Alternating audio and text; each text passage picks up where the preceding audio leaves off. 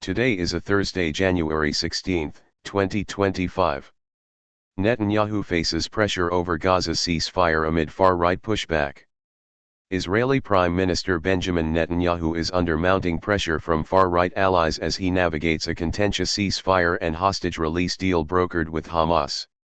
The agreement, mediated by the United States, Qatar, and other international partners, aims to end a 15-month war in Gaza and secure the release of 98 hostages. Netanyahu on Thursday accused Hamas of backtracking on parts of the deal, which was announced the previous day. While Hamas has affirmed its commitment to the agreement, Israel delayed a cabinet meeting meant to ratify the terms, citing unresolved details. U.S. leadership pushes for resolution. Outgoing U.S. President Joe Biden, President-elect Donald Trump, and Qatar Prime Minister Sheikh Mohammed bin Abdul Rahman bin Al Thani were instrumental in brokering the deal.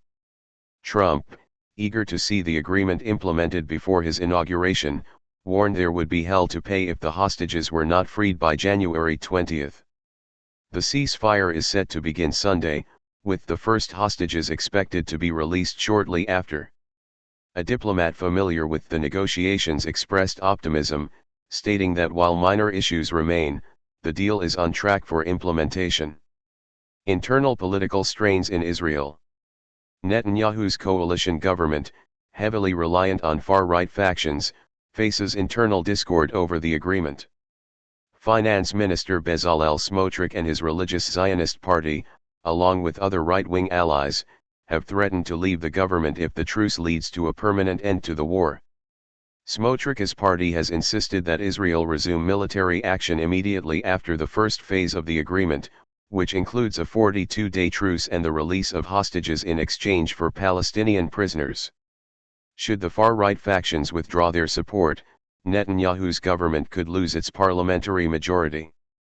However, opposition parties have signaled willingness to support the government temporarily, preventing an immediate collapse. A fragile path to peace. The ceasefire, if implemented, marks a significant step toward halting one of the deadliest chapters in the Israeli-Palestinian conflict. The war has devastated Gaza, deeply divided Israeli society, and destabilized the broader region. Under the agreement's initial terms, 33 hostages, including vulnerable groups, will be released in phases. In return, Israel will release Palestinian prisoners, allow humanitarian aid into Gaza, and initiate a partial withdrawal from the enclave. Negotiations for a second phase, addressing the release of remaining hostages and a full Israeli withdrawal, are set to begin midway through the truce. If successful, this phase could pave the way for an enduring resolution to the conflict. Thanks for watching and subscribing to the channel.